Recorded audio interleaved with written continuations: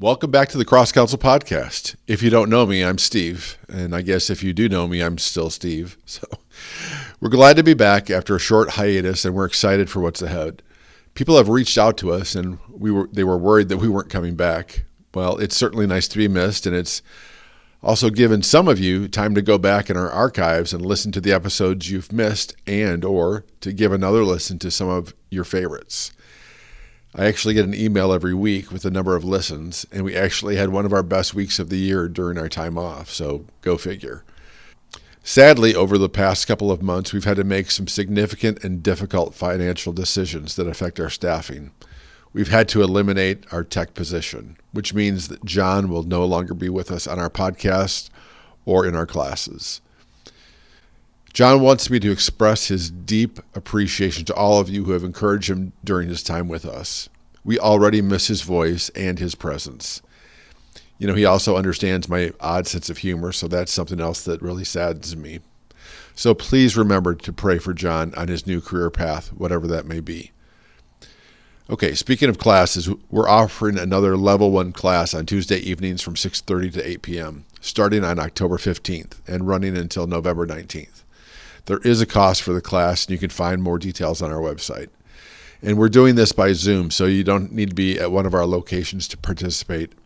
And no worries about Thanksgiving plans, because that's not until the 28th this year. And I can't believe we're talking about the holidays already. Ugh. Anyway, the class is open to anyone who has gone through an intro call and has had at least one ministry session with CrossCounsel by that October 15 start date. Oh, and there's a two-part orientation that you have to watch if you've never done an in-person orientation to CrossCounsel. Just want to make it clear that wanting to become a CrossCounsel facilitator it's not a prerequisite. This class is designed to help you dive deeper into understanding our MELT process. There is a lot to what we do. It's easy to talk about the M, memory, E, emotion, lie, the actual core lie or false belief, and then T, truth and transformation. The basics are pretty straightforward. That's why we emphasize the MELT acronym. However, learning the details of how the MELT process plays out in a ministry session or in your own alone time with the Lord or as you walk through life, it seems to consist of a lifetime of learning, and we talk about that all the time. Moving forward, many of you know about and have prayed for our team's trip to Malaysia. Mary, Wes, and Carol all went. For a couple of months before the trip, our team did Zoom classes with several ministry leaders from India in advance. They also did their best to overcome the technology and the language barriers, and I think they were successful. This was highly beneficial, and we're grateful for the Lord's leading on all of this and his financial provision as we did the classes and traveled to Malaysia without any cost to those ministering in India or surrounding countries. Before he died, Billy Graham was asked who would be the next Billy Graham. And as you might expect, Billy's first words were, I think the Lord is kind of tired that Billy Graham is getting credit for all of his work. And then he went on to say that he believed that it wasn't going to be one person. It was going to be a movement of millions of people sacrificing and walking in obedience to the gospel call. As I remember Dr. Graham's statement from a few years back, I thought especially of those in countries that persecute Christians. Please pray for those dear saints that are overseas, spreading the gospel and standing for the gospel in areas that are met with hostility. To give you a better idea of what the trip was like, we thought we'd give you a special peek into our staff meeting where we heard from Carol, Mary, and Wes. We apologize in advance for Wes's microphone. He had to call into the staff meeting that day and didn't have optimal cell coverage. I hope this is helpful to you all. See you next time. So we went to Malaysia for the Asia Summit, which ended up being about 300 pastors and leaders of home churches or larger churches or leaders of ministries. And I don't know how many countries total there were. I would say 25 to 50 different nations were represented there. I mean, I don't even know all the Asian countries like Sri Lanka and Indonesia, Malaysia, Cambodia, India. India, of course, is huge, but so many smaller countries. We had Vietnam. Vietnam. Yeah, there's many, many, many more that I can't even go into right now. But so that made for like a huge melting pot kind of a thing. Not everybody spoke the same language. There are many different languages there. Most people spoke English, but we found out there were some people there that had to be somewhat translated because they didn't speak English. So it was a pretty exciting event. Carol and I, we did ministry sessions with people who signed up and people that were referred to us, by the leaders there that wanted to make sure that some of their people got ministry. So we did that all 3.5 days. So we were pretty busy and we didn't get to hear all of the speakers. There were lots of speakers that brought many different subjects. And that I can't wait to listen to all that. I haven't done that yet, just to hear, from all the different countries, the things people were teaching on and the perspectives they have. So I've never done anything like that. It's very different than what we've done, internationally before. So, but it was pretty cool. It was pretty cool working with all the different types of people that came to get ministry. And I spoke also, and Wes spoke. So that was really a treat to bring, just the idea of the melt process to people who, I would say for most people there, that was really a new way to think. Yes. So just thinking about a personal, intimate relationship with the Lord and that he can actually address a lot of the wrong thinking that they have about themselves and about him. Yeah, I think they're super smart Bible-based people in general. And so, that's always been their focus. So for us to come in and say, hey, there's probably a lot of what the word says that deep down you haven't really received, or we haven't all of us received. And this is a way to get that truth into an experience with the Lord so that you can operate out of that. That was, I think, for most people, really different. I don't know, with you, Carol, in your sessions, did you notice that you had to go over quite a bit of the information just to get them prepared for the kind of prayer we were going to do? Yeah, definitely going over the melt process, and also just how our lives are developed and why it was important to go back to the memory, and helping them stay in the pain. Although they seem to access, overall, this is pretty general, right? Uh-huh. But they seem to access their emotions pretty well in the sessions that I did. And of course, the lies are all the same, right? It's the same lies that we come up with, but it was just interesting to look at the different circumstances. They're coming out of a caste system, and so there was some of that. I'm unacceptable, or I'm not valued, and I'm less than. There were arranged marriages and the resentment around those that they struggle with. There was Hindu temple schools where they were trained that had been, of course, influenced what they believed about themselves. And then there's ones that we often hear in our culture: marriage, relationships. One woman was a doctor in inner healing prayer, and she was probably, just approaches it from such a different perspective. In that, for us, we know it's all about the Holy Spirit in them. But she was really looking to me to be the expert in that room. And it was like, the Holy Spirit is in you, and you can trust him to guide you. So there's those types of circumstances. I just found that the churches there just really need a lot of encouragement. So many of them are isolated, dealing with the house churches and small churches in that way that are house churches. And so the encouragement of just people coming and gathering together, I think, was so powerful for these individuals. Yeah. And I noticed in some of my sessions that I did that people just wanted to talk about what had happened to them. Similar to when we went to Rwanda, some people had never told anybody some of the things that they talked to me about. And they weren't really necessarily open to feeling the emotions or to going through the melt process. I had a couple like that just they got so much relief. They told me later, just being able to tell someone and talk about the trauma that they'd been through in their life.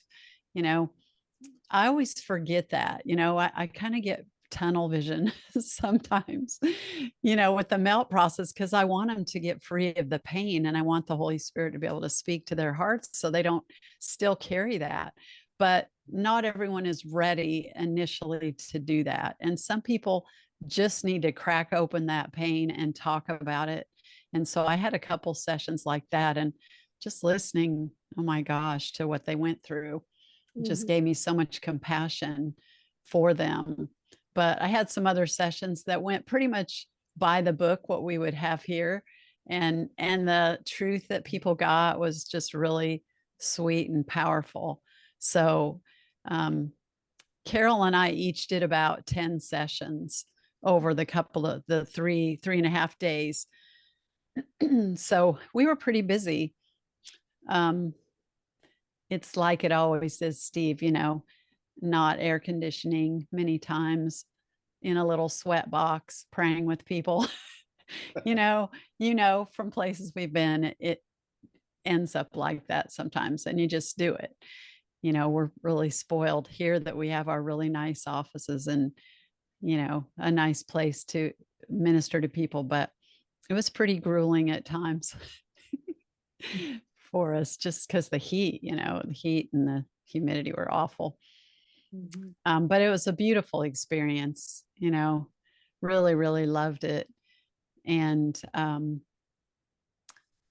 the training, I was going to talk about that for a minute, because, we did 12 weeks of training with a team of people from India before we actually went, so that we'd have a group of people that when we got there, they could sit in on our sessions and then kind of move to the next level of their understanding. So we did have some of the team that sat in with us, and that was really neat. For them to actually watch what we do live instead of over Zoom, which is what we did all summer, and to get to meet them face to face, that was just really, really precious. Sweet people. And out of the group that went through the training, I'm pretty sure we're going to have a solid team, at least in one of the major cities there, where there's a small group of them. And they're already prayer ministers in a certain type of ministry that they use. So this is just a new, deeper way for them to pray with people. So that's exciting. I think we're going to keep mentoring them. It was a little overwhelming, right, Carol? The people who were interested in us coming and speaking at their churches, at their orphanages, at their ministries, coming to their country and helping them, with ministering to people. It's just, I don't know how many people approached you, Carol, but Wes and I probably have 20 business cards from people who came and said, I need you to come. I need you to come to our country or to our church, our ministry. And we're actually getting requests online, right? I noticed coming into CrossCounsel for those kind of things. And I started telling people, we're a small ministry, that we would love to help you, but we just don't have the resources. We don't have the resources, for the size of the need, right? And so we have to just listen to the Lord and choose those places that we feel like are ready to go, that realistically we can help with the resources that we have. So that was tough. Was that hard for you, Carol? Yeah, it was. And, it just spoke to me about just the loneliness. I mean, they really, really just want fellowship and encouragement and partnering. there's only so much that we can provide. You got any comments, Wes, about it? You were there too. I know that you had a lot of experiences as well. Well, I wasn't involved too much in the prayer rooms, but I can tell you that there was a couple of moments that were real important outside of the CrossCounsel ministries. One was related to worship, and there we had an Indian team, which is all men, and then we had an American team, which is all women. And so putting the difference, watching that become a unit was probably a really important thing, because, the guys were like, we do this and you guys are just girls.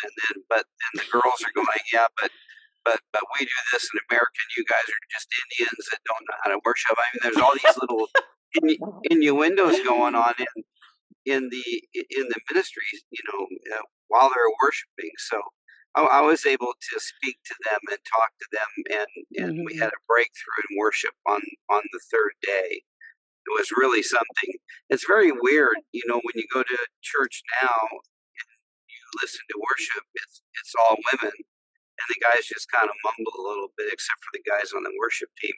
There, it was 90% men, and when they were singing, you could really tell that that there was something on that, and I think that was really neat. But we did get a lot of requests to go and to come, and I spoke on power and authority and tied it into the intimacy with the Lord, and kind of tied it back to what Carol and Mary were doing.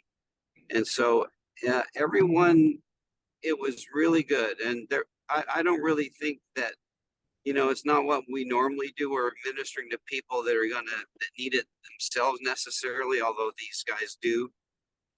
But they were there to get refreshed and to go back and hit the ground running again. Most of them are dual career pastors. They don't make any money. So it was great. I was glad to be a part of that. Yeah, the worship, that is a really good point. I mean, it was just intoxicating, seriously. The whole room, I mean, there was probably, 98% men at this conference. And so just during the worship, and they're very passionate in their worship. It's just that what Wes was talking about was the style, is that the men are the ones who lead it. And here we've got these powerful women ministers that came with us that worship, and it was a little bit of a clash there, but it was great that Wes was able to pray with them and kind of smooth it over. And really, they're kids, right? They're kids. Most of them are young people. Yeah. And just helping them understand culture and honoring God in that, right? It was really neat to see him kind of mentoring those young guys and helping them understand, that God does not favor men over women or vice versa. So that was neat that he was able to do that. Yeah. I used the story right after the Red Sea where, the Egyptians are all dead, and the only thing that's recorded is Miriam's song. Well, what I said was, here's kind of what I'm imagining. The guys are going high fives and, belly bumps and going, dude, look at that. There's all this dead bodies floating in the water. And so all of a sudden the women, though, worship the Lord. And so what I said was, the men bring a sound of warfare, but the women birth that into spirit. And whatever that said is what really fixed that worship team, because then they started to play off of one another, and it really was like that. The women birthed what the men invented, and they started writing songs here. I think they wrote 12 songs in 2 days, like brand new worship songs. Yeah, it's real. And some of them were just amazing. One of them they sang on Friday morning, and it was really powerful. So it was a really neat thing to watch. We could What was a add. typical day? Yeah, what was a typical day look like of the 3.5 days you were at the conference? We caught a Uber, but they call them grabs. We caught a grab from our hotel to the place, which was pretty close, and got settled in. And then we had worship and then announcements about what was going to happen. And usually Carol and I already had our schedule for the day filled out as to who we were going to minister to, who was going to be sitting in of our team that we trained. And then a translator sometimes was needed depending on the person. And so we had someone trying to help us get a translator for every person. So we did that all day. And in between, we had tea breaks. We had a tea break in the morning, and then we had lunch, then we had a tea break in the afternoon, and then we had dinner. And then we had another session. So our last session started at 8 in the evening. And then we usually went till 9-ish, 9:30, 10, whatever. I think Carol was there after everybody left one night. Yeah. And then we started again the next day.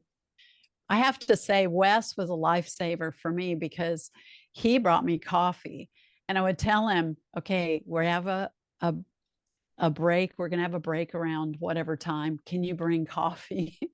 Because we're sitting in the rooms all day, for, like you said, a 12-hour day, sitting still, which isn't easy to do when you're not sleeping in your own bed, and you're kind of tired. So that saved me. Thanks, honey.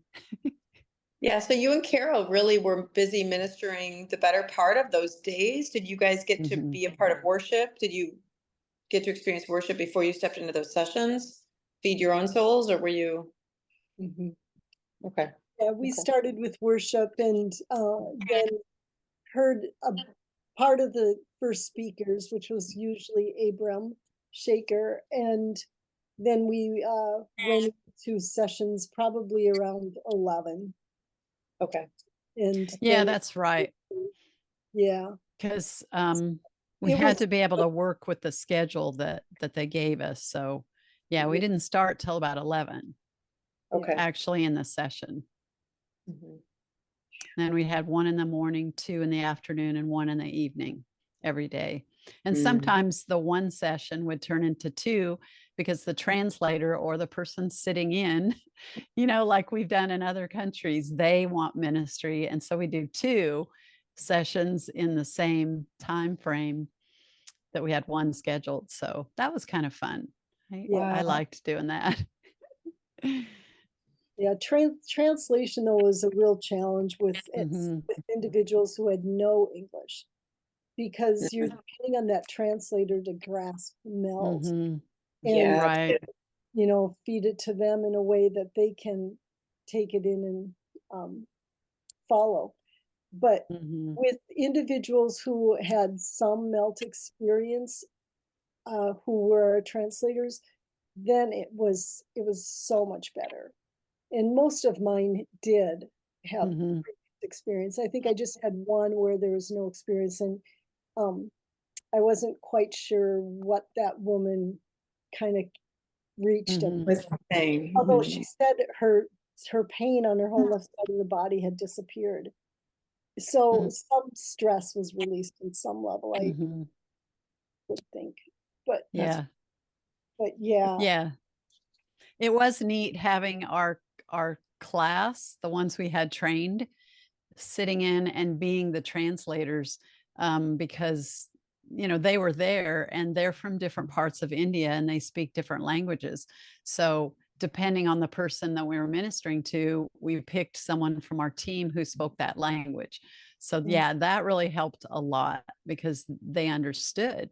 And sometimes my person that was translating, that was our team, our trainee, they would just explain a whole bunch of stuff to the person. I didn't know what they were saying, but they understood what the person needed to know. And so they kind of just took it from there. And that was really neat. That helped immensely, honestly, with trying to help people understand what we're even asking for. Like one guy, he just wanted his mother to get fixed. he's married and his mother was bothering him continually. And that's why he came from ministry. And even though we had a 1-page, like an introduction that was included with the seminar or the summit materials, so that any person who signed up, they had the 1 page that described what we do, that it's not counseling, that we're not going to do the work for them, that they need to come in and be willing to feel and all that. And then we had another sheet that when they signed up, it walked them through what you're going to do in the session. So we tried to educate a little bit up front. But even with that, people would come in, and this particular guy, he didn't get it, because it took us about a half hour to figure out he's trying for me to help his mother. And I kept saying, I can't fix your mom. What's going on inside of you, because she's doing these things to you. And it finally, my person sitting in with me, who was in our training, she took it over. She just explained to him how we're not here to fix your mom. We can't fix your mom. You know, let go of trying to fix your mom. It was great, because she was a lot more direct than I think I would have been. Right. Because she's in the same culture, you know, and she just talked in her language, his language, and explained it. So that was really neat. Yeah. And the vast majority, if not all of them, were from India. I think I had one from Sri Lanka. But it made me wonder what these other countries, if inner healing is even on their radar. You know, we didn't get much feedback in that perspective, I think, that I didn't. Yes. Heard more, And but honestly, I wonder how much of that is because Sheila was the one scheduling, except for the first day where you were kind of the person they came to schedule. After that, Sheila was, and she's Indian. And so she might have, you know, worked at getting the people in that she knew. yeah. But the others didn't even pursue it. No, I don't think so. I don't think I had anyone from outside of India. Yeah. So, but they heard me speak, and I talked, you know, pretty directly about what we do and why it's powerful. And I gave a couple testimonies. So I had many people come up to me after and just say, that was really good. That's really needed in our country. And